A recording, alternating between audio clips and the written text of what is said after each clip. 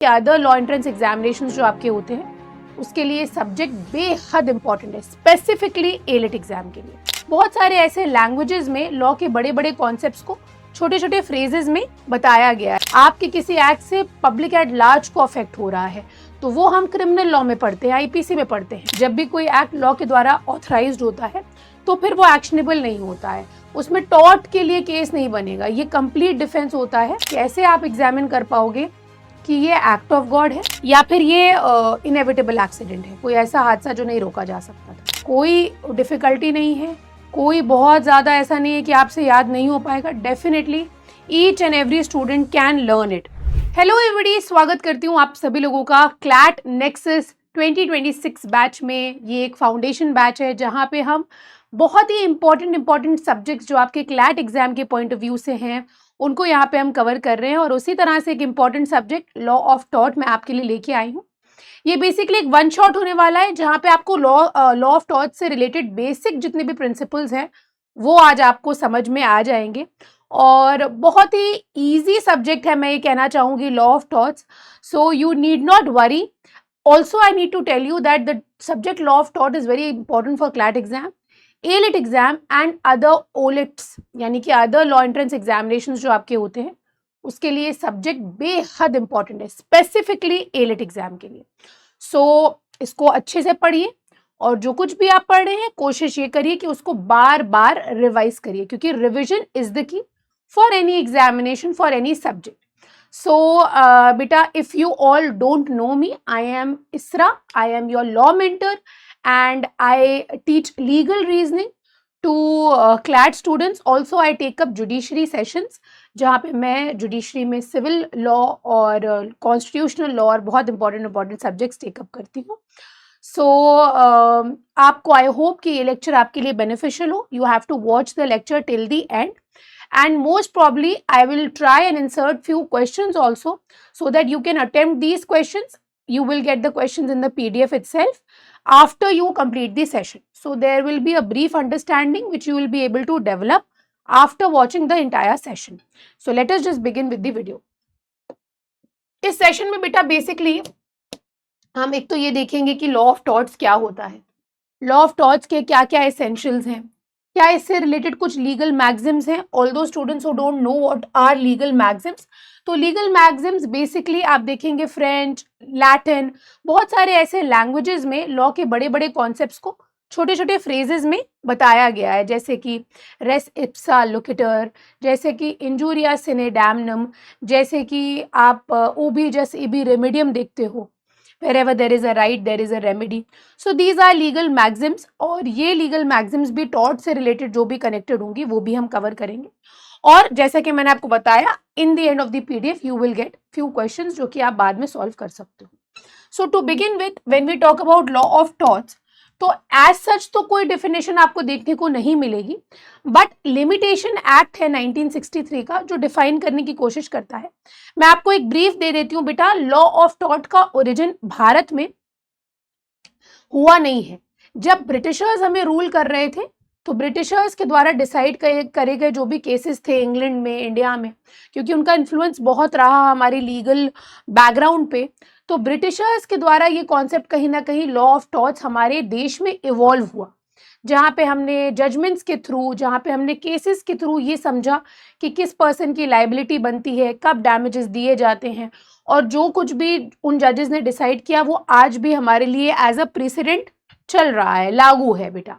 So as such तो हमारा कोई लॉ तो है नहीं, ये कोई लॉ जिस तरह से आईपीसी बीएनएस है आपका, जिस तरह से कॉन्स्टिट्यूशन ऑफ इंडिया है, उस तरह से आपका कोई लॉ ऑफ टॉर्ट्स तो है नहीं, क्योंकि इसका कोडिफिकेशन तो हुआ नहीं है। ये एक अनकोडिफाइड लॉ है, जिस तरह से मुस्लिम लॉ एक अनकोडिफाइड लॉ है।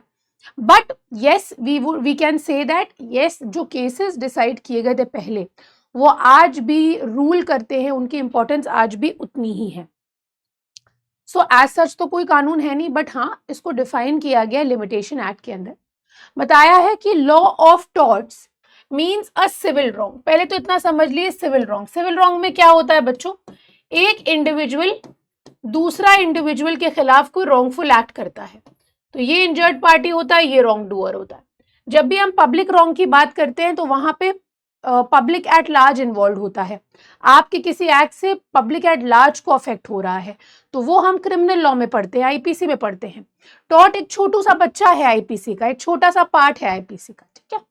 सो टॉर्ट को बताया गया एक सिविल रॉन्ग है, जो कि ना तो ब्रीच ऑफ कॉन्ट्रैक्ट है, ना ही कॉन्ट्रैक्चुअल मामले हम इसमें पढ़ते हैं, और ना ही ट्रस्ट से रिलेटेड मामले में पढ़ते हैं। ट्रस्ट आप जानते हो, प्रॉपर्टी कोई ट्रस्ट क्रिएट कर दिया जाता है एक स्पेसिफिक पर्पस के लिए, रिलीजियस या चैरिटेबल पर्पस के लिए, वो ट्रस्ट होता है। तो ना तो ब्रीच ऑफ ट्रस्ट है, ना तो ब्रीच ऑफ कॉन्ट्रैक्ट, एक सिविल रॉन्ग है बेसिकली। उसी तरह से बेटा सामन एक बहुत बड़े जूरिस्ट है, उन्होंने टॉर्ट को डिफाइन किया। उन्होंने कहा टॉर्ट एक सिविल रॉन्ग है जिसके लिए अगर रेमेडी दी जाती है इंजर्ड पार्टी को, अगर हम इंजर्ड पार्टी के रेमेडी की बात करें तो वो अनलिक्विडेटेड डैमेजेस होते हैं। क्या होते हैं? अनलिक्विडेटेड डैमेजेस होते हैं। टॉर्ट ना तो ब्रीच ऑफ कॉन्ट्रैक्ट है और ना ही ब्रीच ऑफ ट्रस्ट है। टॉर्ट ना ही ब्रीच ऑफ कॉन्ट्रैक्ट है और ना ही ब्रीच ऑफ ट्रस्ट है, unliquidated damages. Now students, if I ask you what are unliquidated damages, anybody who can tell me in the comment section, do let me know. Unliquidated damages क्या होते हैं बेटा? ऐसे damages या ऐसा sum of money, ऐसा sum of money जो कि पहले से predetermined नहीं है। Sum of money which is not predetermined. हमें पता है कॉन्ट्रैक्ट अगर आप ब्रीच करोगे, अगर आप कॉन्ट्रैक्ट का ब्रीच करोगे तो आपको 1 लाख रुपए देने पड़ेंगे, लेकिन जब आप टॉर्ट कमिट करते हो तो पता नहीं है ग्रेविटी के अकॉर्डिंग, डैमेज के अकॉर्डिंग, कॉम्पनसेशन के अकॉर्डिंग, क्लेम के अकॉर्डिंग हम डिटरमाइन करते हैं कि आपका क्या डैमेजेस आपको दिए जाएंगे, आपको किस तरह से कॉम्पनसेट किया जाएगा। क्राइम और टॉर्ट में एक बेसिक सा डिफरेंस ये भी होता है कि टॉर्ट में हम डैमेजेस की बात करते हैं, मॉनेटरी डैमेजेस की बात करते हैं, मॉनेटरी सम ऑफ मनी की बात करते हैं, but when we talk about criminal law वहां पे पनिशमेंट होती है विद और विदाउट फाइन। आगे आइए बेटा, हम एसेंशियल्स ऑफ टॉर्ट की बात करते हैं। अगर टॉर्ट के एसेंशियल की बात करी जाए तो सबसे पहला जो एसेंशियल है, जो सबसे पहला एसेंशियल है वो ये है कि एक रॉन्गफुल एक्ट होता है, एक रॉन्गफुल एक्ट होता है, ठीक है। एक रॉन्गफुल एक्ट होता है जिसके वजह से लीगल इंजरी कॉज होती है, लीगल इंजरी कॉज होती है। बेसिकली आपका कोई लीगल राइट वायलेट होता है, आपका कोई लीगल राइट जो है बेटा वो वायलेट होता है किसी और के रॉन्गफुल एक्ट से, किसी और के रॉन्गफुल एक्ट से आपका लीगल राइट वायलेट होता है, और उसके लिए बेटा रेमेडी अवेलेबल है, लीगल रेमेडी अवेलेबल है in the form of damages, damages के रूप में लीगल रेमेडी अवेलेबल है। So these are few essentials of tort. इसके बेसिस पे ही आप टॉर्ट को समझते हो। Now tort is divided into 3 categories. There are intentional torts, negligent torts and strict liability torts. तो ये 3 कैटेगरी ऑफ टॉर्ट्स हैं, बट हर कैटेगरी ऑफ टॉर्ट में एक रॉन्गफुल एक्ट होता है जिससे किसी पर्सन का लीगल राइट वायलेट अगर होता है तो आपको डैमेजेस दिए जाएंगे जो कि अनलिक्विडेटेड होते हैं, पहले से डिटरमाइंड नहीं होते हैं, पहले से डिटरमाइंड नहीं होते हैं, बट यस कि after the case comes to the court's knowledge तब कोर्ट डिटरमाइन उनको करता है। आगे आइए, तो ये तो बात हो गई एसेंशियल्स ऑफ टॉर्ट की। अब हम लोग क्विकली ये देखेंगे कि टॉर्ट और क्राइम में क्या डिफरेंस होता है। सबसे पहले बात करी जाए टॉर्ट जो है, टॉर्ट की बात करी जाए बेटा, और अगर हम क्राइम की बात करें सो इन दोनों में डिफरेंस ये है कि टॉर्ट एक सिविल रॉन्ग है, एक सिविल रॉन्ग है, ये एक पब्लिक रॉन्ग है बेटा, जहां पे पब्लिक एट लार्ज इन्फ्लुएंस होता है। कहीं पे डकैती हो जाए बेटा, कहीं पे डकैती हो जाए, रॉबरी हो जाए, तो पब्लिक एट लार्ज अफेक्ट होता है ना। चलिए, टॉर्ट में बेटा क्या होता है? अनलिक्विडेटेड डैमेजेस होते हैं, अनलिक्विडेटेड डैमेजेस होते हैं। लेकिन क्राइम में क्या होता है? पनिशमेंट होती है बेटा। क्राइम में आप कहते हो जिसने मेरा राइट वायलेट करा है उसको आप जेल की सलाखों के पीछे भेजिए, जेल की सलाखों के पीछे भेजिए। टॉर्ट में एक और चीज होती है बेटा, इसमें बहुत ही ज्यादा माइनर या ट्रिवियल मामले होते हैं। जो टॉर्शियस एक्ट्स होते हैं बहुत ही माइनर और ट्रिवियल होते हैं। जब हम क्राइम की बात करते हैं ये बहुत ज्यादा हीनियस एक्ट्स होते हैं, ये बहुत ज्यादा एक्ट्स जो होते हैं बेटा बहुत ज्यादा हीनियस, और एक तरह से हम कह सकते हैं हीनियस और ग्रेव होते हैं बेटा, हीनियस और ग्रेव होते हैं। साथ ही साथ ही बेटा यहाँ पे इंडिविजुअल इफेक्ट होता है 1 पर्सन, और जब हम बात करते हैं बेटा क्राइम की तो यहाँ पे पब्लिक एट लार्ज, ये पब्लिक एट लार्ज के अगेंस्ट ऐसा एक्ट जो है वो कमिट किया जाता है। सो this is the basis difference, basic difference between tort and crime, which sets the basis for tort as well. तो इससे ही आप अंदाज़ा लगा सकते हो कि tort कितना ज़्यादा ट्रिवियल होता है और क्राइम से अगर हम कंपेयर करें तो वो बहुत ही ज़्यादा माइनर होता है। आगे आइए। अब इसके अलावा बेटा आपको मैं 2 मैग्जिम्स बताऊंगी, 2 मैग्जिम्स, इंजूरिया सिने डैमनम और डैमनम सिने इंजूरिया। ठीक है, बेसिक इनका मतलब क्या होता है मैं आपको पहले बता देती हूँ। इंजूरिया का मतलब होता है बेटा इंजरी, सिने का मतलब होता है बेटा विदाउट, डैमनम का मतलब होता है बेटा डैमेज, यानी कि लीगल इंजरी हुई है लेकिन कोई डैमेज नहीं हुआ। एक मैक्सिम होती है बेटा डैमनम सिने इंजूरिया, यानी कि डैमेज हुआ है बट कोई लीगल राइट का वायलेशन नहीं हुआ, विदाउट इंजरी। तो ऐसे केसेस जब आते हैं जहां पे डैमेज हुआ होता है बट कोई लीगल राइट का वायलेशन नहीं होता है, तो जनरली इसमें कोई कॉम्पनसेशन नहीं मिलता है इंजर्ड पार्टी को। लेकिन जब ऐसे केसेस आते हैं कोर्ट में जहां पे लीगल राइट का वायलेशन हुआ होता है, भले ही कोई डैमेज ना हुआ हो, लीगल मतलब कोई चोट फोट ना लगी हो, तब भी यहाँ पे कोर्ट कॉम्पनसेशन प्रोवाइड करता है, तब भी यहाँ पे कोर्ट कॉम्पनसेशन प्रोवाइड करता है। कोर्ट के लिए सबसे ज्यादा जरूरी ये है देखना क्या लीगल राइट का वायलेशन हुआ है या नहीं। अब इसका एक प्राइम केस है बेटा, केस है एशबी वर्सेस वाइट का। एशबी वर्सेस वाइट का इस केस में पता है क्या होता है बेटा, वोट डालने का हर किसी का अधिकार है, ये लोग भी वोट डालने के लिए गए थे, बट इस पुलिस ऑफिसर ने इनको वोट डालने से रोक दिया था। इस ऑफिसर ने, ऑथराइज्ड पर्सन ने इनको वोट डालने से रोक दिया था। हालांकि जिसको ये वोट डालने गए वही कैंडिडेट जीता वही कैंडिडेट, लेकिन लेकिन लेकिन इन्होंने जाके कोर्ट में कॉम्पनसेशन क्लेम किया।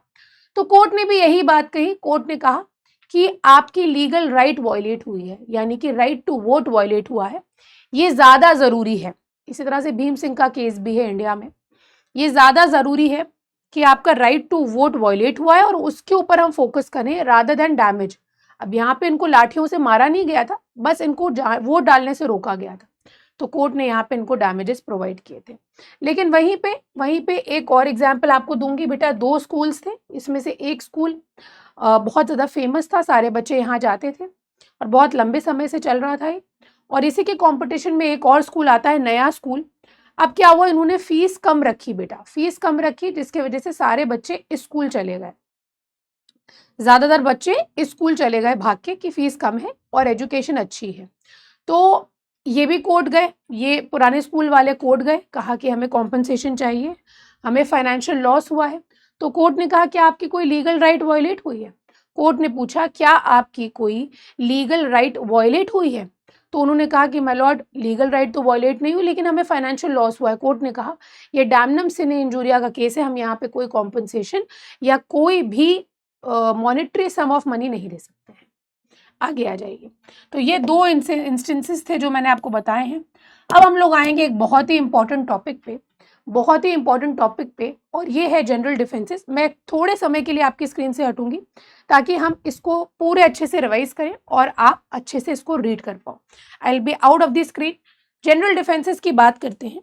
जनरल डिफेंसेस में हम टॉर्ट में 8 डिफेंसेस पढ़ते हैं बच्चों, 8 डिफेंसेस हम पढ़ते हैं, जिसमें सबसे पहले पढ़ते हैं हम स्टैट्यूटरी अथॉरिटी। स्टैट्यूटरी अथॉरिटी आपको देखने को मिलेगा, स्टैट्यूटरी अथॉरिटी। स्टैट्यूटरी अथॉरिटी में क्या होता है, जब भी आपको ऑथराइज किया गया है लॉ के द्वारा कोई एक्ट करने के लिए, तो आपके खिलाफ कोई क्लेम नहीं कर सकता है, कोई कॉम्पनसेशन क्लेम नहीं कर सकता है, कोई कॉम्पनसेशन डिमांड नहीं कर सकता है। उसी तरह से एक और डिफेंस होता है बेटा प्लेंटिफ दी रॉन्ग डूअर, यानी कि माय लॉर्ड गलती तो प्लेंटिफ की थी, मैंने क्या किया, तो भी ऐसे में डिफेंडेंट यूजुअली बच जाता है।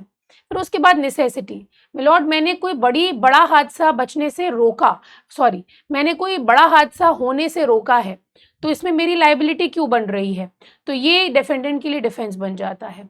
फिर उसके बाद प्राइवेट डिफेंस तो हमने क्राइम में भी देखा है, टॉर्ट में भी देखा है, yes it is an defence. Available to the defendant, जिस तरह से आईपीसी में जनरल एक्सेप्शंस में हम इसको पढ़ते हैं। फिर उसके बाद इनएविटेबल एक्सीडेंट, यानी कि कोई ऐसा हादसा जो मैं नहीं रोक सकती थी, यानी कि कोई ऐसा हादसा जो मैं नहीं रोक सकती थी। तो ऐसा कोई अगर हादसा हुआ तो ऐसे में मेरी कोई गलती नहीं है और मैं कोई डैमेजेस नहीं दूंगी। विस मेजर जो सबसे नीचे आपको दिख रहा है बेटा, ये होता है act of God. Act of God यानी कि नेचुरल फोर्सेस से कोई चीज चल रही हो और इसमें कोई ह्यूमन इंटरवेंशन ना हो तो ऐसे में डिफेंडेंट्स बच जाता है। मिस्टेक का बेटा बहुत ज़्यादा इंपॉर्टेंट रोल होता नहीं है डिफेंस में, बट वी स्टडी मिस्टेक, जिस तरह से हम क्राइम में पढ़ते हैं उतना ज़्यादा इंपॉर्टेंट ये टॉर्ट में नहीं होता है। फिर उसके बाद सबसे इंपॉर्टेंट है बेटा वॉलंटी नॉन फिट इंजूरिया।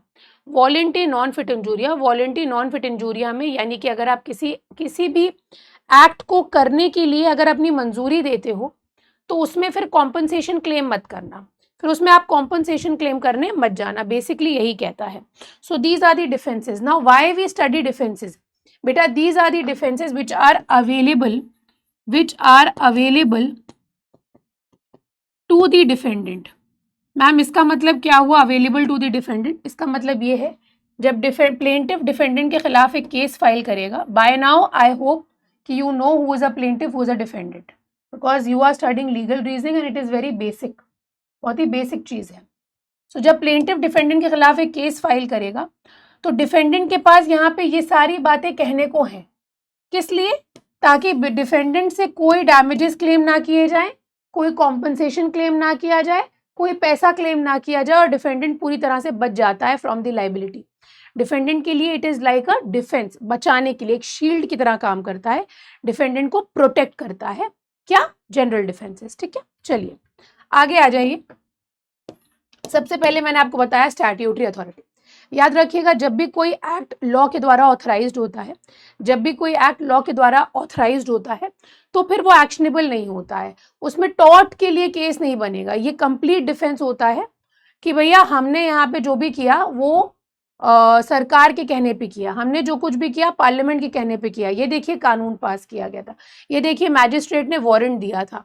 तो अब उस कानून के अंदर हाँ कोई रेमेडी है, अगर आप बुलडोजर जस्टिस कर रहे हो, उनका घर तोड़ दे रहे हो तो उनको कुछ रेमेडी दी गई है कि भैया कुछ ना कुछ इनको आप नोटिस देंगे, तो ये सारी रेमेडीज उनको मिलेंगी। उसके अलावा अगर आपने सारी चीज़ों को फॉलो करते हुए स्टैट्यूटरी अथॉरिटी के अंदर एक्ट किया है तो कोई डैमेजेस नहीं मिलते हैं। बट याद रखिएगा कि जो पावर है वो कॉशन और अननेसेसरी डैमेज ना करे, मतलब सावधानी से आप बरतिएगा और ऐसा कुछ ना करिएगा कि अननेसेसरी डैमेज कॉज करे। सो ये कुछ बात होती है स्टैट्यूटरी अथॉरिटी की, ये आपका एक डिफेंस है। इसके अलावा हम लोग क्या पढ़ते हैं बेटा, इनएविटेबल एक्सीडेंट। कोई ऐसा हादसा हम नहीं रोक सकते थे, गाड़ी जा रही है, गाड़ी हिट कर गई, कैसे हिट कर गई? पूरी सावधानी बरत रहे थे, एकदम से पेड़ गिर गया, हवा चली, पेड़ गिर गया, उसकी वजह से एक्सीडेंट हुआ, हम नहीं रोक सकते थे। हम खड़े थे, छत गिर गई, हम नहीं रोक सकते थे।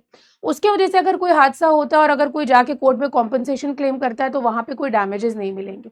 ये एक ऐसा हादसा होता है जो इंटेंडेड नहीं था, इंटेंशन नहीं था, और कोशिश भी करी जाती तो भी हमें नहीं पता था कि हम निकलेंगे, आंधी तूफान आ जाएगा, पेड़ गिर जाएगा और एक्सीडेंट हो जाएगा, तो हम पूरी कोशिश करते तो भी उसको रोक नहीं सकते थे। तो इसके एसेंशियल्स ये होते हैं कि अनअवॉइडेबल सिचुएशन है जो कि हम प्रिवेंट नहीं कर सकते थे, ऑर्डिनरी केयर और कॉशन करते उसके बाद भी, यानी कि पूरी सावधानी बरतने के बाद भी ऐसे हादसे को नहीं रोका जा सकता था। It is known as inevitable accident. उसके बाद हम आगे बढ़ेंगे बेटा, आगे हम देखेंगे वॉलंटी नॉन फिट इंजूरिया।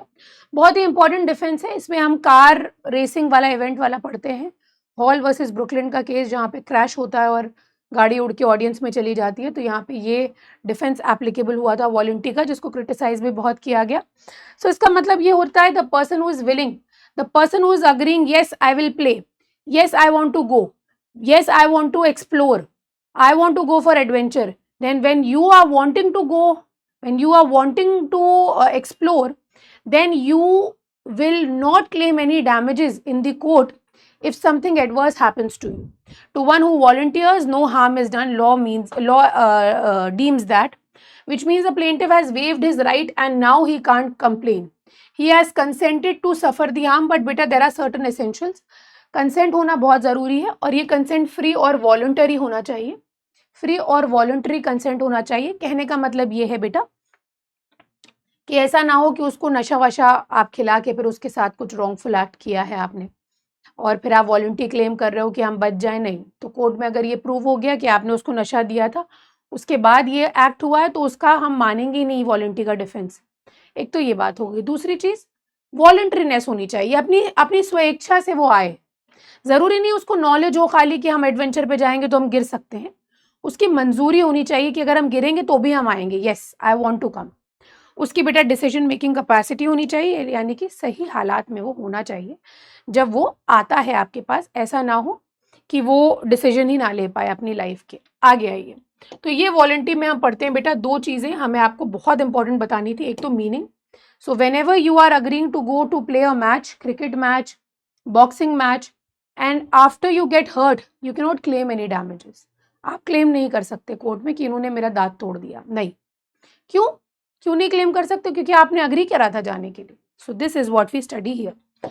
आगे चलेंगे बेटा, अब हम नेसेसिटी का प्रिंसिपल देखेंगे। नेसेसिटी में हमेशा याद रखना, जैसे ये केस है, आप आग लग रही है, आपने देखा उनके वहां आग लग रही है, तो आपको अगर किसी और के घर से गुजर के जाना पड़ रहा है, अगर आपको किसी के और के घर से गुजर के जाना पड़ रहा है, तो आपको ट्रेसपास के लिए लायबल नहीं ठहराया जाएगा, है ना? क्यों?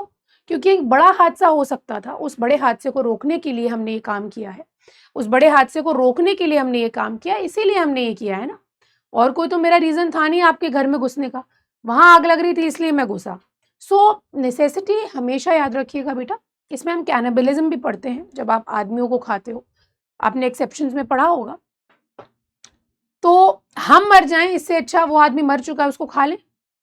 सो एक्ट हुआ है जिसमें डैमेज कॉज किया है, लेकिन हमने नेसेसिटी में किया, किसी बड़े हादसे को रोकने के लिए किया, तो इम्यूनिटी होती है जनरली डिफेंडेंट की, इम्यून होता है डिफेंडेंट। ये होता है बेटा नेसेसिटी का प्रिंसिपल। उसके बाद हम लोग बात करते हैं बेटा प्राइवेट डिफेंस की। तो प्राइवेट डिफेंस तो आप लोग पहले से ही जानते हो ऑलरेडी।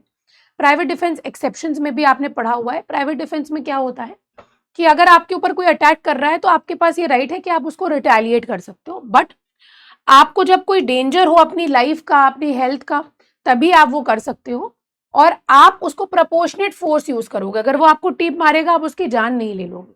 सो रीजनेबल फोर्स यूज करोगे अपने आप को, अपनी प्रॉपर्टी को प्रोटेक्ट करने के लिए from the harm caused by the other person. So this is a private defence and this is a defence available in law of torts as well. This is very important. आगे आइए, इसके अलावा बेटा plaintiff the wrong doer. कई बार ऐसा होता है कि प्लेंटिफ की गलती होती है, जैसे कि हम लोग नेग्लिजेंस में पढ़ते हैं, कॉन्सेप्ट है कॉन्ट्रीब्यूटरी नेग्लिजेंस, कि अगर आप जो प्रिस्क्राइब्ड स्पीड लिमिट है उससे ज्यादा एक्सीड करके आप जा रहे हो, बट सामने से कोई रॉन्ग साइड आ रहा है। अब क्या है, जो स्पीड लिमिट एक्सीड किया हुआ है उसके खिलाफ सूट फाइल कर दिया कि ये स्पीड लिमिट एक्सीड कर रहे थे, तो वो तो बताएगा कोर्ट में ना कि मिलॉर्ड हम तो स्पीड लिमिट एक्सीड किए थे, कोई बात नहीं, ये महाशय तो रॉन्ग साइड आ रहे थे। तो प्लेंटिफ की गलती है। A person can not bring a legal action because of their own wrong doing. आपकी खुद की गलती थी, रॉन्ग साइड आ रहे थे, अगर आप रॉन्ग साइड ना आते शायद ये हादसा ना होता। सो ये एक मैक्सिम पे बेटा बेस्ड है, ex turpi causa non oritur एक्शन, no action can lie from illegal act, plaintiff will not be allowed to claim any damages. तो यहाँ पे प्लेंटिफ की गलती है, plaintiff is the wrongdoer. इसमें स्प्रिंगन्स का एक एग्जाम्पल है जो हम लोग देखते हैं। एक तो ये बात हो गई। उसके बाद बेटा देखिएगा act of God. Act of God बेटा एक बहुत बड़ा टर्म है। Act of God known as vis major, ये वो टर्म है जिसका मतलब होता है सुपीरियर फोर्स, यानी कि natural forces. So for the application of this defence there should be an extraordinary occurrence due to natural forces which cannot be anticipated or which could not be prevented with reasonable means। यानी कि reasonable force, reasonable means के द्वारा पूरी सावधानी बरतने के बाद भी आप उस हादसे को नहीं प्रिवेंट कर सकते थे। अब आप बोलोगे मैम ये चीज तो हमने इनएविटेबल एक्सीडेंट में भी पढ़ी कि भाई ऐसी चीज हो गई जो हम नहीं रोक सकते थे, लेकिन always remember this is an extra ordinary occurrence. Firstly 100% natural forces का यूज होना चाहिए। दूसरा, ह्यूमन इंटरवेंशन होगा ही नहीं। और इसके अलावा भी बेटा ऐसा कोई हादसा हुआ हो, ऐसा कोई हादसा हुआ हो जो बहुत लंबे टाइम से हुआ ही नहीं, जैसे कि नॉर्मली 1-2 सेंटीमीटर की बारिश होती है, लेकिन 50 साल में कभी इतनी बारिश नहीं हुई कि 4 सेंटीमीटर ग्राउंड लेवल भर जाए। तो अगर 4 सेंटीमीटर बारिश हो रही है, इसका मतलब ये एक्ट ऑफ गॉड है। 50 साल के बाद इतनी बारिश हुई। लोग कहते हैं ना, अरे अभी ऐसा हो रहा है, ये तो 50 साल पहले हुआ था एक बार। तो ये एक ऐसी एक्स्ट्रा ऑर्डिनरी सिचुएशन है जो कि हम अंदाजा नहीं लगा सकते थे। 100% नेचुरल फोर्सेस चल रही है, कोई ह्यूमन इंटरवेंशन नहीं। ठीक है, ये So act of God is an extraordinary occurrence of circumstances which could not have been foreseen and which could not have been guarded against, or more accurately as accident due to natural cause, completely natural cause. आप लोग ने ओ माई God movie देखी है ना, तो उसमें काफ़ी debate हुई थी इसके around, directly and exclusively without human intervention and which could not have been avoided, it must not rise from act of man. Now this statement is very important. How will you ascertain whether it is an act of God or inevitable accident? If I ask you कि कैसे आप examine कर पाओगे कि ये act of God है या फिर ये इनएविटेबल एक्सीडेंट है, कोई ऐसा हादसा जो नहीं रोका जा सकता था। पहला तो नेचुरल फोर्सेस होना चाहिए, दूसरा ये होना चाहिए है कि ह्यूमन इंटरवेंशन जीरो होगा, एक्ट ऑफ मैन नहीं होना चाहिए, एक्ट ऑफ गॉड होना चाहिए। यानी कि अर्थक्वेक, सुनामी, आपका नेचुरल फोर्सेस चलने वाले, आपका मान के चलिए कोई ऐसा साइक्लोन आ गया जो बहुत लंबे समय से नहीं। अब कोई ऐसा कोई स्टेट है जैसे Kerala, very prone to flood, there are states which are very prone to floods. अब वहाँ पे अगर कोई ऐसा हादसा होता है तो कोर्ट ये पूछेगा क्यों आपने ऐसी बिल्डिंग बनाई, बिल्डिंग गिर गई, आपको नहीं पता कि यहाँ पे फ्लड्स आते हैं, आपको सेफ्टी रखनी चाहिए, आपको इतने से फ्लड में अगर बिल्डिंग गिर गई तो यहाँ पे तो यार एक्ट ऑफ गॉड नहीं लागू होगा। तो ये सारी चीज़ें होती हैं एक्ट ऑफ गॉड। आगे आ जाइए बेटा, इसके बाद है मिस्टेक। मिस्टेक जैसा कि मैंने आपको बताया, आप इसको क्राइम में पढ़ोगे, क्राइम में ज़्यादा अच्छे से लागू किया गया है, टॉर्ट में उतना स्ट्रांगली इसको लागू नहीं किया गया। टॉर्ट में it doesn't works as a very important defence in law of tort. तो मिस्टेक की बात करेंगे, when one commits an error in understanding, when one commits an error as to understanding, both mistake of law and fact is not applicable in tort. दो categories होती है बेटा, या तो किसी फैक्ट को आपने गलत समझा, जो मैंने आपको पुलिस ऑफिसर का एग्जाम्पल दिया, पुलिस ऑफिसर मान के चलिए मैजिस्ट्रेट ने वारंट जारी किया कि भाई आप एक्स फला आदमी को पकड़ लाइए, वो उस आदमी के बजाय किसी और को पकड़ के ले आता है, तो ये मिस्टेक है, दिस इज अ मिस्टेक। और ऐसे मिस्टेक्स क्योरेबल होते हैं, क्योरेटिव होते हैं, ठीक है, ये एक्सेप्शंस के अंदर हम पढ़ते हैं, इसके लिए किसी की लाइबिलिटी नहीं होती बेटा, ठीक है। तो ये मिस्टेक की बात है। बस ये कुछ जनरल डिफेंसेस थे बेटा।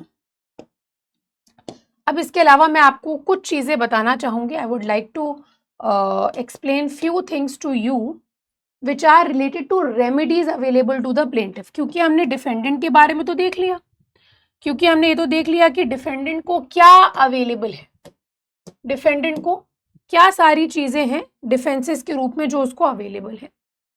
जब हम बेटा बात करते हैं आपके रेमेडीज की, जब हम बेटा बात करते हैं रेमेडीज की, तो रेमेडीज को हम दो कैटेगरीज में डिवाइड करते हैं। एक तो with the help of court, help of court यानी कि कोर्ट जाके आप डैमेजेस लोगे, और दूसरी होती है बेटा outside the court. Outside the court भी आप अपने मामलों को सॉल्व करा सकते हो, ठीक है। इनको कहा जाता है बेटा जुडिशियल रेमेडीज, और इनको कहा जाता है बेटा एक्स्ट्रा जुडिशियल रेमेडीज। अब इसमें आपके लिए इंपॉर्टेंट ये जानना है ज्यादा, जुडिशियल रेमेडीज कौन कौन सी होती है, ठीक है, आपके लिए जानना जरूरी है कि जुडिशियल रेमेडीज कौन कौन सी होती है। इसमें सबसे इंपॉर्टेंट रेमेडी होती है बेटा इंजंक्शन की, सबसे इंपॉर्टेंट जुडिशियल रेमेडी होती है इंजंक्शन की। उसके अलावा इंजंक्शन के अलावा बेटा बहुत सारे ऐसे केसेस होते हैं जहाँ पे प्रॉपर्टी के रेस्टिट्यूशन की बात करी जाती है, प्रॉपर्टी के रिस्टोरेशन की बात करी जाती है। अगर आप किसी को इलीगली घर से डिस्पोजेस करते हो तो प्रॉपर्टी रिस्टोर करवा दी जाती है, और डैमेजेस तो कोर्ट दिलवाता ही है with the help of damages compensation के रूप में। तो इंजंक्शन क्या होता है मैं आपको बताना चाहूँगी बेटा। इंजंक्शन क्या होता है, इंजंक्शन वो टूल है, वो कोर्ट का मैकेनिज्म है जिसके हेल्प से कोर्ट किसी पर्सन को कोई काम करने से रोक देता है, टू स्टॉप और to force somebody to do the work. जैसे कि अगर कोई बिल्डिंग है बेटा, ठीक है, अगर बिल्डिंग से बहुत ज़्यादा पोल्यूशन कॉज हो रहा है आसपास की सोसाइटीज़ में, और इन लोग ने क्या किया, कोर्ट में पिटिशन फाइल किया, कोर्ट को लगता है कि वाकई इनकी लीगल राइट वॉयलेट हो रही है, ये अपनी प्रॉपर्टीज़ को यूज़ ही नहीं कर पा रहे, तो कोर्ट कहेगा आप इसका अवैध जो कंस्ट्रक्शंस आप कर रहे हो ये रोक दीजिए, मना कर देगा कोर्ट। तो ये यूजुअली कोर्ट इंजंक्शन के माध्यम से करता है। इंजंक्शन बेटा हम पढ़ते हैं स्पेसिफिक रिलीफ एक्ट के अंदर भी और सीपीसी के अंदर भी, सिविल प्रोसीजर कोड के अंदर भी। भारत में इंजंक्शन कोडिफाइड है। सीपीसी के अंदर भी हम पढ़ते हैं टेम्पररी इंजंक्शंस, एसआरए के अंदर स्पेसिफिक रिलीफ एक्ट के अंदर हम पढ़ते हैं permanent injunction, perpetual injunctions. Injunction के बहुत सारे टाइप्स होते हैं, ठीक है। टू स्टॉप और फोर्स, अब फोर्स कैसे करेगा, फॉर एग्जाम्पल बिल्डिंग बंद पड़ी है, कंस्ट्रक्शन ही आप नहीं कर रहे हो, तो कोर्ट ये कहेगा अगर आपके पास पैसा है तो आप इसका कंस्ट्रक्शन कंप्लीट करिए, हमारा डेवलपमेंट नहीं हो रहा है, ये रीजन एकदम बेकार पड़ा है, लोगों ने फ्लैट लिए हुए हैं, वो बिक ही नहीं रहे उनके, क्योंकि आपने कंस्ट्रक्शन कंप्लीट नहीं किया है। तो जिस तरह से डिफेंसेस बेटा, जिस तरह से डिफेंसेस डिफेंडेंट को अवेलेबल है, ये जो रेमेडीज होती हैं ये प्लेंटिफ के पास होती है। अब आउटसाइड भी बहुत सारी रेमेडीज होती हैं बेटा, आगे आने वाले सेशंस में हम लोग वो भी कवर करेंगे, बट अभी फिलहाल के लिए आपके लिए इतना बहुत है। तो बेटा जैसा कि मैंने आपको बताया था कि टॉर्ट को डिवाइड किया जाता है 3 कैटेगरीज में। टॉर्ट को डिवाइड किया जाता है बेटा 3 कैटेगरीज में। सबसे पहला होता है बेटा कैटेगरी इंटेंशनल टॉर्ट की। इंटेंशनल टॉर्ट की कैटेगरी होती है, यहाँ पे देखा जाता है इंटेंशन। इंटेंशन का रोल मैं आपको बता दूं टॉर्ट में बिल्कुल भी इंपॉर्टेंट नहीं होता है। इंटेंशन का रोल टॉर्ट में बिल्कुल भी इंपॉर्टेंट नहीं होता है, बट इंटेंशन हम कब, या इंटेंशन कब क्रूशल होता है बेटा, जनरली कोर्ट जब मान लेता है कि हाँ ये एक्ट इन्होंने इंटेंशनली किया होगा। बट अगर आप ये कहो कि डैमेजेस में कोई फर्क पड़ेगा, जब कोर्ट आपको कॉम्पनसेशन देगा इंटेंशन था या नहीं था, mens rea is completely in a dormant condition when we talk about law of torts. Mens rea जो आप क्राइम में पढ़ते हो ना, मेंस रिया एक्टस रियस, बेटा वो कोमा में होता है टॉर्ट में, हमें मेंस रिया से कोई लेना देना नहीं होता है। तो फिर मैम इंटेंशन का रोल क्यों इंपॉर्टेंट होता है, जब मामला कोर्ट में जाता है तो कोर्ट ये मानता है कि अगर ये काम किया है तो इसमें इंटेंशन जरूर होगा। बस 10,000 रुपए डैमेजेस के रूप में दे रहा था, इंटेंशन था तब भी 10,000 देंगे, इंटेंशन नहीं था तब भी 10,000 ही रुपए देंगे। सो ये इंटेंशनल एक्ट से अराइज होता है नंबर 1 कैटेगरी जो हमने देखी है बेटा। इसके बाद जब आप नंबर 2 कैटेगरी देखोगे, ये नेग्लिजेंट टॉर्ट्स हैं बेटा, इसको हम पढ़ेंगे। इट अराइजेज बेटा, इट अराइजेज फ्रॉम, कर लेना इसको, from the duty to take care, from the duty to take care. आप नेग्लिजेंट है बेटा, केयरलेस हैं, लापरवाह हैं, तो आपका इंटेंशन हो ना हो तब भी आपकी लायबिलिटी होगी। यहाँ पे मामले आते हैं जैसे आप असॉल्ट कर रहे हो, किसी को हिट कर रहे हो, किसी के घर में बिना उसकी मर्जी के घुस रहे हो, तो कोर्ट मानता है कि हाँ तुम्हें पता था प्राइवेट प्रॉपर्टी, तुम क्यों घुस रहे हो, तुम्हारा इंटेंशन था। नेग्लिजेंस के अंदर तुम्हारा इंटेंशन हो ना हो कुछ भी हो, तुम्हारी लायबिलिटी बनेगी। क्यों? क्योंकि तुम्हारी जिम्मेदारी है अपना ध्यान रखने की, उसी तरह से समाज का ध्यान रखने की। तो केयरलेस अगर हो गए तुम्हारी लायबिलिटी होगी। और इसके भी ऊपर कैटेगरी आती है स्ट्रिक्ट लायबिलिटी टॉर्ट्स की। फ्रॉम ड्यूटी नॉट टू इंजर, आपकी रिस्पॉन्सिबिलिटी है कि किसी भी पर्सन को आप इंजरी कॉज नहीं कर सकते। स्ट्रिक्ट लायबिलिटी के बारे में कुछ पॉइंटर्स मैं आपके साथ डिस्कस करना चाहूंगी, वो पॉइंटर्स चलिए डिस्कस करते हैं। सबसे पहले स्ट्रिक्ट लायबिलिटी के मतलब को देख लेते हैं बेटा। What is strict liability?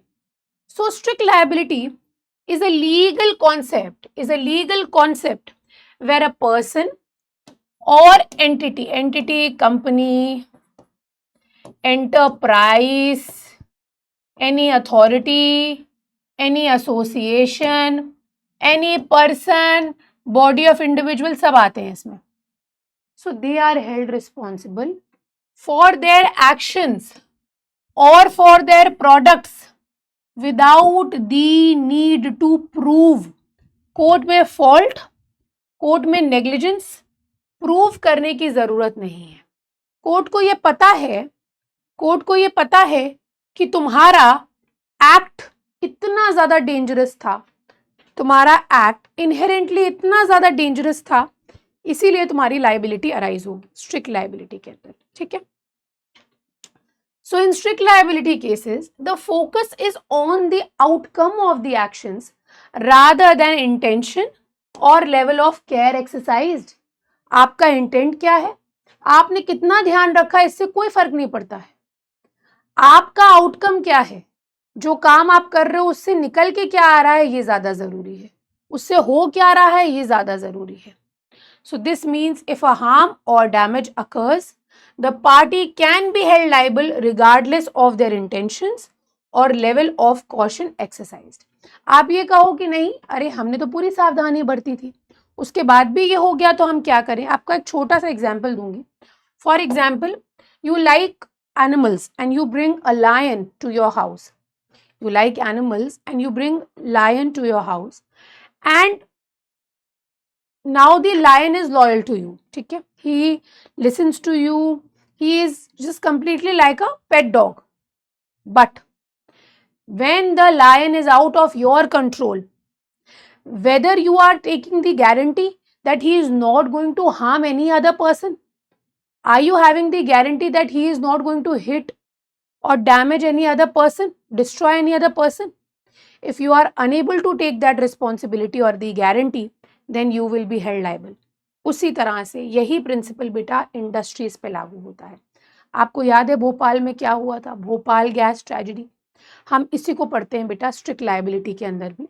ये कॉन्सेप्ट स्ट्रिक्ट लायबिलिटी भारत में आया अगेन टॉट के अंदर, ब्रिटिशर्स लेके आए, बट इसको इवॉल्व किया गया और भारत में हमने एक कदम और ऊपर बढ़ाया और हम लेके आए प्रिंसिपल ऑफ एब्सोल्यूट लायबिलिटी। ठीक है, क्या डिफरेंस होता है दोनों में हम समझेंगे। आगे आइए बेटा, अब स्ट्रिक्ट लायबिलिटी के अंदर ध्यान दीजिएगा बेटा, स्ट्रिक्ट लायबिलिटी के अंदर अगर कोई भी डेंजरस एक्टिविटी आपने कंडक्ट करी है, कोई भी आप पता चला 100 सिलेंडर अपने घर में रख रहे हो, तो ये एक डेंजरस एक्टिविटी है बेटा, इससे आदमियों को भी नुकसान हो सकता है, प्रॉपर्टी भी डैमेज हो सकती है। और आप कहो कि अरे हमने पूरी सावधानी बरती थी, कोई माचिस ना जलाए, पता चला कोई बच्चा ही माचिस जला दे, तो रीजनेबल केयर रिस्क इससे रिलेटेड जो एसोसिएटेड रिस्क है वो रिमूव नहीं कर सकता है। और ऐसा 100 सिलेंडर कोई अपने घर पे रखता भी नहीं है, it is not commonly done, it is inappropriate.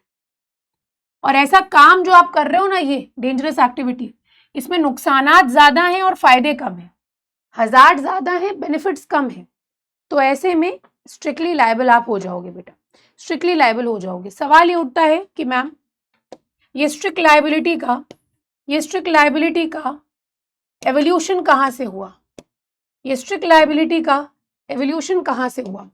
तो बेटा मैं आपको बता दूं, there is a very very very famous case known as Rylands versus Fletcher. इस केस से स्ट्रिक्ट लायबिलिटी का प्रिंसिपल जो है बेटा वो इवॉल्व हुआ। अब स्ट्रिक्ट लायबिलिटी के प्रिंसिपल में होता क्या है इसको समझ लीजिए, ये तो मैंने आपको अभी एक्सप्लेन कर भी दिया, बट इस केस में क्या हुआ ये समझ लीजिए। हुआ क्या बेटा, रायलैंड्स है बेटा, ये Rylands was the defendant and Fletcher was the plaintiff. तो फ्लेचर की माइन थी बेटा, माइन थी, और डिफेंडेंट जो है उसने सोचा कि हम अपने लैंड पे क्या करें, एक रिजर्वायर बनाते हैं, पानी का रिजर्वायर, जिसमें हम पानी स्टोर करेंगे बहुत ज़्यादा क्वांटिटी में। अब एक बात बताओ, अपने गार्डन में कोई इतना सारा क्वांटिटी में पानी सेव करेगा? पर चलो रायलैंड्स ने कराया, और रायलैंड्स ने इसके लिए इंडिपेंडेंट कॉन्ट्रैक्टर्स को बुलाया, यानी कि जो सर्विस देने के लिए आते हैं, एक दिन का काम किया चले गए। अब जब इंडिपेंडेंट कॉन्ट्रैक्टर्स ने काम किया, उन्होंने ध्यान दिया नहीं, कुछ बेटा माइन शाफ्ट्स होती हैं, जैसे खुदाई हुई होती है, माइनिंग करोगे तो कुछ ना कुछ आपने अंदर डाला होगा, तो वो माइन शाफ्ट बेटा यूज तो हुई नहीं थे इतने साल में, तो वो बेटा बंद थी, मतलब बंद in the sense normal course of action में आप उसको यूज कर नहीं रहे थे, बट उन्होंने पैसेज क्लियर नहीं था, पैसेज क्लियर नहीं था तो इसके वजह से उन्होंने उसको ढका भी नहीं, और इसके वजह से जैसे आर्टिफिशियल रिजर्वोयर में पानी भरा, वो इस माइन शाफ्ट के थ्रू जाके इसके पूरी माइन को बर्बाद कर दिया, पानी निकल आया, ओवरफ्लो हो गया। तो रायलैंड्स वर्सेस फ्लेचर के केस में स्ट्रिक्ट लायबिलिटी का प्रिंसिपल बेटा इवॉल्व होता है। रायलैंड्स वर्सेस फ्लेचर के केस में स्ट्रिक्ट लायबिलिटी का प्रिंसिपल इवॉल्व होता है, जहाँ पे माइन पूरी तरह से क्या हो जाती है, फ्लड हो जाती है, पूरी तरह से फ्लड हो जाती है। ये 3 प्रिंसिपल्स निकल के आते हैं। ये 3 प्रिंसिपल्स आपको बच्चों एज इट इज लर्न करने हैं, कोई डिफिकल्टी नहीं है, कोई बहुत ज़्यादा ऐसा नहीं है कि आपसे याद नहीं हो पाएगा। Definitely each and every student can learn it. So there are 3 essentials. क्या क्या है? सबसे पहले आप अपनी लैंड पे डेंजरस चीज लेके आते हो या कोई ऐसी डेंजरस एक्टिविटी कंडक्ट करते हो, राइट? आप अपनी लैंड का नॉन नेचुरल यूज कर रहे हो। इसका मतलब क्या है? यानी कि जनरली कॉमन सेंस अगर आप लगाओ या रीजनेबल पर्सन देखोगे तो कोई भी रीजनेबल पर्सन अपने लैंड पे ऐसा काम नहीं करेगा। ये आपने अपनी लैंड का नॉन नेचुरल यूज किया है, और उसके बाद क्या हुआ, वो चीज जो डेंजरस चीज थी वो आपके कंट्रोल के बाहर जा चुकी है, यानी कि वो चीज क्या हो गई है बेटा, एस्केप हो गई है, एस्केप हो गई है। Now let us apply Rylands versus Fletcher case to these 3 principles. Dangerous thing, yes, large quantity of water, large quantity of water, non-natural use of the land, yes, absolutely. And whether the thing escaped, yes, through unused mine shafts, unclosed mine shafts के through वो क्या होती है, escape भी कर जाती है, मेरी कंट्रोल से दूसरे के कंट्रोल में चली गई, तो क्या होगा, तो बेटा ऐसे में स्ट्रिक्ट लायबिलिटी में आपको लायबल ठहराया जाएगा और आपको डैमेजेस देने पड़ेंगे, आपको कॉम्पनसेशन देना पड़ेगा। किसको? जो इंजर्ड पार्टी है। यहाँ पे फ्लेचर को डैमेजेस दिलवाए गए, ठीक है। यही है बेटा स्ट्रिक्ट लायबिलिटी का आपका प्रिंसिपल। अब भारत में बेटा, भारत में हमने क्या किया, हमने एब्सोल्यूट लायबिलिटी का प्रिंसिपल इवॉल्व किया। भारत में स्ट्रिक्ट लायबिलिटी तक अब सीमित इसीलिए नहीं रहे, मैं आपको बता दूं why not strict liability, why not strict liability in India. India में स्ट्रिक्ट लायबिलिटी का प्रिंसिपल इसीलिए नहीं क्योंकि there are certain exceptions, there are certain exceptions to strict liability. Strict liability से रिलेटेड कुछ एक्सेप्शंस हैं, यानी कि defendant can be saved, but Bharat में जब ऐसे हादसे हुए, जब भारत में ऐसे हादसे हुए जैसा हमने भोपाल गैस ट्रेजेडी में देखा, एक होता है बेटा, इसमें तो मिथाइल आइसोसाइनेट लीक हुआ था, फिर ओलियम गैस लीक होता है, तो जब ऐसे हादसे हुए तो कोर्ट ने, भारतीय जजेस ने ये कहा कि हम क्यों छोड़ें डिफेंडेंट को, हम डिफेंडेंट को एक्सेप्शंस क्यों दें, इनको हम कोई एक्सेप्शन नहीं देंगे। इसीलिए स्ट्रिक्ट लायबिलिटी को एक स्टेप आगे ले गए और हमने भारत में इवॉल्व किया the principle of absolute liability. Now each and every student who is listening to me, listen to it very carefully. What is the difference between strict and absolute liability? There are certain exceptions which are present in strict liability, but when we talk about absolute liability, it is without any exceptions. Defendant cannot be saved from the liability in any whatsoever cause. आप बच ही नहीं सकते, whatsoever be the reason, you cannot be saved. And yes, I would like to tell you guys कि absolute liability में अगर कोई company है, कोई फैक्ट्री है, कोई ऐसा एस्टैब्लिशमेंट है, कोई ऐसा एंटरप्राइज है जो कोई हजार्डस एक्टिविटी में डील करता है, जो कोई हजार्डस एक्टिविटी में, ना व्हाट इज हजार्डस एक्टिविटी, ठीक है बेटा, हजार्डस एक्टिविटी का मतलब threat to life, threat to life, threat to property, यानी कि there is a big danger, there is a big danger to life, to property, ये होती है hazardous, threat to life, threat to property. हमारे courts ने, भारतीय courts ने ये कहा जरूरी नहीं है कि आपके कंट्रोल के बाहर जाए। अरे आप अगर कोई ऐसी फैक्ट्री में कोई ऐसे बम बना रहे हो, पटाखे बना रहे हो, तो आपके एम्प्लॉयज भी तो हैं, आप ऐसा काम ही क्यों कर रहे हो जिसमें आपके एम्प्लॉयज को नुकसान पहुंच सकता है। तो कोर्ट ने इस मामले में कहा कि एस्केप की जरूरत भी नहीं है।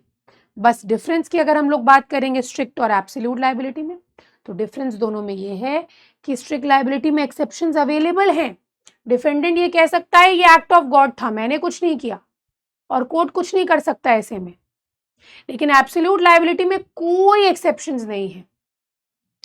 और यहाँ पे बेटा, यहाँ पे मैं आपको एक बात और बता दूं, जब भी एब्सोल्यूट लायबिलिटी के केसेस होते हैं तो कोर्ट एग्जेम्पलरी डैमेजेस दिलवाता है। और एब्सोल्यूट लायबिलिटी में एक और कॉन्सेप्ट है बेटा, डीप पॉकेट थ्योरी का। डीप पॉकेट थ्योरी का जानते हो क्या है? जितनी बड़ी एंटरप्राइज, जितनी बड़ी एंटरप्राइज, जितनी बड़ी इंडस्ट्री, जितनी बड़ी फैक्ट्री, जितना रिच आदमी, उतना बड़ा डैमेज होगा, उतना बड़ा कॉम्पनसेशन आपको देना पड़ेगा। जितनी बड़ी इंडस्ट्री, जितनी बड़ी फैक्ट्री, जितना अमीर बिजनेसमैन जिसकी वो एंटरप्राइज है, उतना ज्यादा भारी मात्रा में आपको कॉम्पनसेट करना पड़ेगा। What does exemplary mean? Exemplary means to set an example, to set an example. Exemplary damages का मतलब ये होता है कि भोपाल गैस स्ट्रैटेजी जैसा इंसिडेंट हमारे देश में वापस से ना हो, वापस से ना हो, इसीलिए हम एक एग्जाम्पल सेट कर रहे हैं। करोड़ों का हम कॉम्पनसेशन इम्पोज करेंगे फैक्ट्री पे, बिक के पैसा दें, ताकि और लोग इससे सीख लें, और कभी भी ऐसा अगर कोई हादसा हो तो लोग डिफेंसेस क्लेम ना करें, बल्कि कॉम्पनसेशन देने के लिए आगे बढ़ें। ऐसे लोग जो अपनी इंडस्ट्री में ऐसे डेंजरस एक्टिविटीज में डील कर रहे हैं। Now I hope you understood how absolute liability and strict liability are different. Absolute liability is purely a concept of Indian law. ये MC मेहता के केस से इवॉल्व हुआ, हमें ब्रिटिशर्स से इसमें कोई लेना देना नहीं। जब हम स्ट्रिक्ट लायबिलिटी पढ़ते हैं तो हम रायलेंस वर्सेस फ्लेचर का केस पढ़ते हैं, जहाँ पे ये कॉन्सेप्ट इवॉल्व हुआ था ब्रिटिश लॉ के द्वारा, इंग्लिश केसेस के द्वारा। तो बेटा आज के सेशन में हम लोगों ने क्या क्या पढ़ा? आज के सेशन में हम लोगों ने क्या क्या पढ़ा? आपके लिए बेटा इंपॉर्टेंट क्या है मैं आपको बता दूं। इंटेंशनल टॉर्ट्स में आपके लिए बेटा असॉल्ट बैटरी, जब आप क्रिमिनल लॉ पढ़ना वहां पे भी ध्यान से पढ़ना, डिफेमेशन, न्यूसेंस, ट्रेसपास, ये सब कोर्ट कहता है तुमने इंटेंशनली ही किया है। लेकिन नेग्लिजेंस की जब बात आती है तो कोर्ट को मतलब ही नहीं है। कोर्ट ने कहा नेग्लिजेंस हुआ है, डैमेज प्रूव हो गया, लोगों को चोट पहुंची है आपके किसी एक्ट से, आपकी लापरवाही से, आपकी लायबिलिटी हो गई। और स्ट्रिक्ट लायबिलिटी में क्या होता है बेटा? स्ट्रिक्ट लायबिलिटी टॉर्ट्स के अंदर आपने कोई डेंजरस एक्टिविटी करी है, डेंजरस एक्टिविटी में आप डील कर रहे हो, और अगर वो चीज़ एस्केप कर जाती है आपके कंट्रोल के बाहर, तो आपकी लायबिलिटी हो जाएगी, तो आपकी लायबिलिटी हो जाएगी। अब ये कुछ ऐसे कॉन्सेप्ट्स हैं जो फंडामेंटली हर एक लॉ एंट्रेंस एग्जाम में पूछे जाते हैं। क्वेश्चंस के लिए आप फोकस ये करिएगा कि आप ज़्यादा से ज़्यादा प्रैक्टिस करें पैसेज बेस्ड क्वेश्चंस की, क्योंकि जब आप पैसेज पढ़ते हो ना तो आपके टॉट के जो भी प्रिंसिपल्स होते हैं वो रिवाइज होते जाते हैं। क्वेश्चन माइट बी ईजी हो, आपकी समझ से बहुत ज़्यादा ईजी हो, बहुत ज़्यादा डिफिकल्ट भी हो सकता है, बट जब आप पैसेज पे फोकस करोगे तो आपकी वो वोकैबुलरी भी बिल्ड होगी and you will keep on understanding the concepts related to torts. तो बस आपसे यही रिक्वेस्ट है बेटा कि ज़्यादा से ज़्यादा प्रैक्टिस करिए, क्योंकि practice is the thing which will make you perfect.